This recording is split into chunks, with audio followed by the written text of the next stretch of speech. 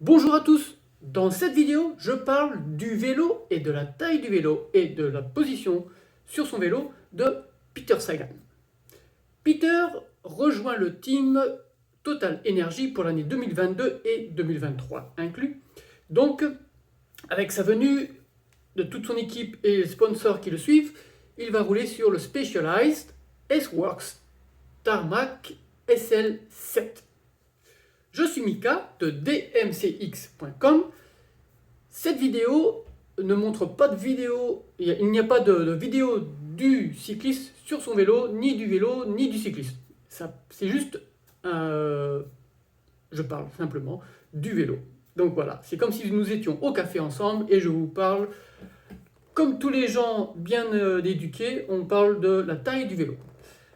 Comme on sait, la taille est très importante. Alors, si c'est pour ça que vous êtes venu ici, vous êtes les bienvenus. Si ce n'est pas pour ça, je ne veux pas perdre votre temps et vous retrouver déçus. Il n'y aura que moi qui parle et vous pourrez voir aussi un petit peu de la géométrie du vélo. En parlant de la géométrie, vous pouvez aller récupérer la géométrie du vélo de Peter Sagan sur mon site dmcx.com. Vous cherchez Peter Sagan et là vous allez trouver le dessin de la géométrie et de la position de Peter sur son vélo. Voilà. Alors, Peter rejoint le team Total Energy, mais il roule sur la même taille de vélo que l'année dernière quand il était dans l'équipe Bora-Hansgrohe, c'est-à-dire un taille 56 cm. Peter mesure 1m60, 1m82. Il n'a pas changé de taille. Par contre, il a pris du poids. C'est-à-dire qu'il y a 2 ans, j'ai fait la même analyse de taille du vélo de Peter et il a pris quand même 4 kg en 2 ans. Mais bon, il n'a pas grossi avec du gras, il a grossi avec du muscle. Si vous regardez, si vous comparez Peter au fil des ans, il devient de plus en plus puissant, beaucoup plus musclé. Donc, pourquoi j'explique ça? C'est parce qu'il y a une évolution sur sa position de vélo en même temps. Alors, il roule sur un vélo de taille 56, un cadre de taille 56.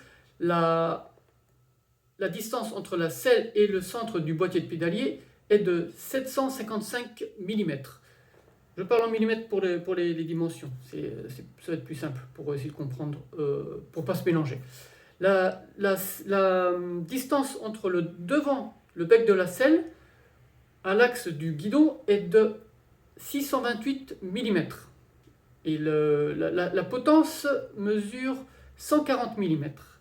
Donc voilà, ça vous donne la position du pilote, les plus importantes. Ensuite, il y a la différence entre la hauteur de la selle, c'est-à-dire le dessus de la selle et le dessus du guidon.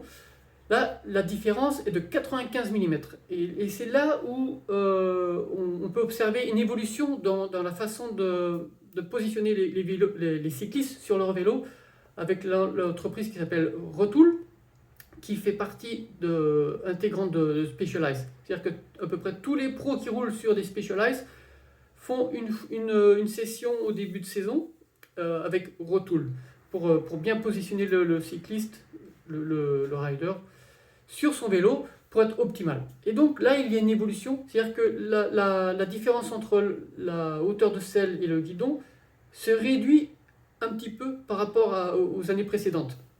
Et là, ils ont trouvé que le fait d'avoir le cycliste moins courbé, ça lui fait déjà moins de mal et donc moins de fatigue.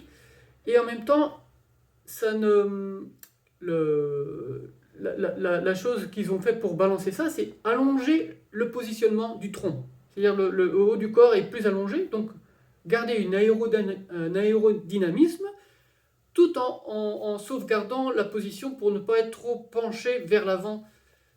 Et donc pour les longues, surtout sur les grandes courses comme le Tour, le Giro, la Vuelta, etc., c'est 3 semaines à chaque fois.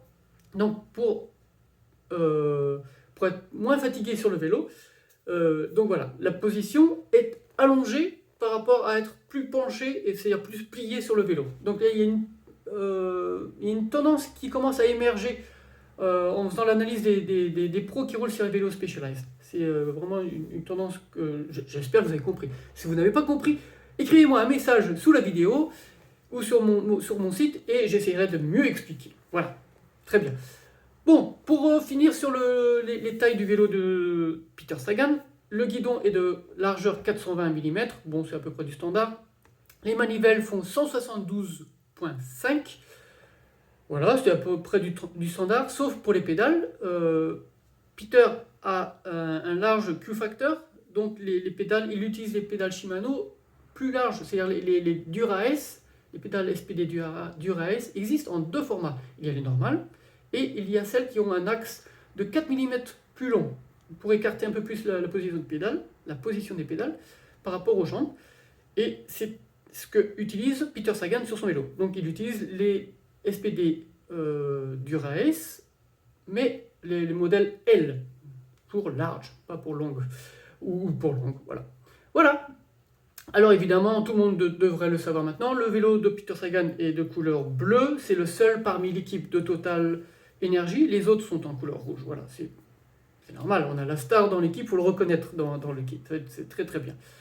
Voilà, après bon, cette année, tout le monde passe en 12 vitesses, Shimano Dura-Ace Di2, le groupe c'est le groupe R9200, et tout le monde est en 12 vitesses, frein à disque hydraulique, bon, c'est tout le monde le même format. Par contre, pour les roues, il y a une évolution aussi avec Specialized. Maintenant, c'est plus du tubeless, c'est pas du tubular, ou très peu.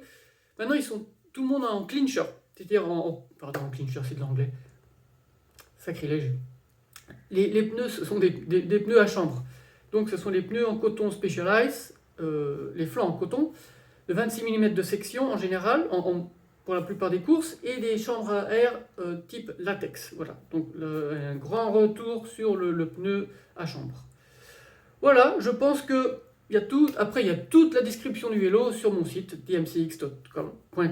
dmcx.com. Voilà. Merci. J'espère que ça vous a plu. À la prochaine.